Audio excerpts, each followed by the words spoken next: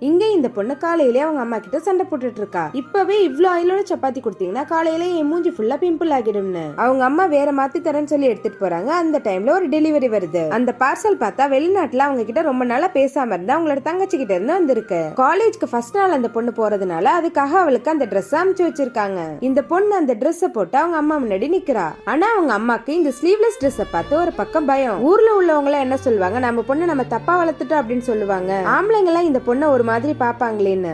Night ஆனா இந்த பொண்ணு கனவு கண்டுட்டு இருக்கா, நாம இந்த ட்ரெஸ் போட்டு போனா எல்லாரும் நம்மள அப்ரிஷியேட் பண்ணுவாங்க, பாய்ஸ் எல்லாம் தானா வந்து ப்ரப்போஸ் பண்ணுவாங்கன்னு. ஆனா அவங்க அம்மாக்கோ இந்த பொண்ணை இந்த ஸ்லீவ்லெஸ் ட்ரெஸ்ல யாரோ ரெண்டு பசங்க துரத்துற மாதிரி கனவு வருது. பயந்து எந்திரிச்சவங்க நைட்டோட நைட்டா அந்த ஸ்லீவ்லெஸ் ட்ரெஸ்ல ரெண்டு கைய வச்சு தச்சு அந்த பொண்ணை எழுப்பி காட்டுறாங்க. அதை பார்த்து அந்த பொண்ணு திட்டி சண்டை போடுறா.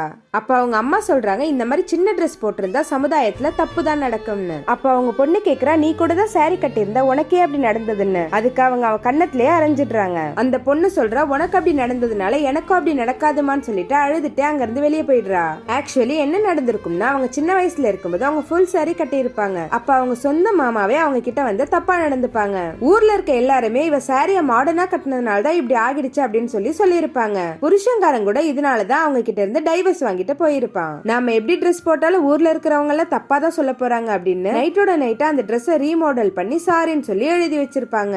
அந்த பொண்ணு அதை பார்த்துட்டு காலையிலேயே அவங்க அம்மாவை கட்டி பிடிச்சு மன்னிப்பு கேக்குறா. அந்த ட்ரெஸ்ஸோட அவங்க அம்மா பொண்ணை வெளியே கூட்டிட்டு போறாங்க. ரோட்ல பாக்குற எல்லார்கிட்டையும் என் பொண்ணு அப்படிதான் ட்ரெஸ் பண்ணுவா, என்னடா பண்ணுவீங்க அப்படின்னு சொல்லி தைரியமா கூட்டிட்டு போறாங்க.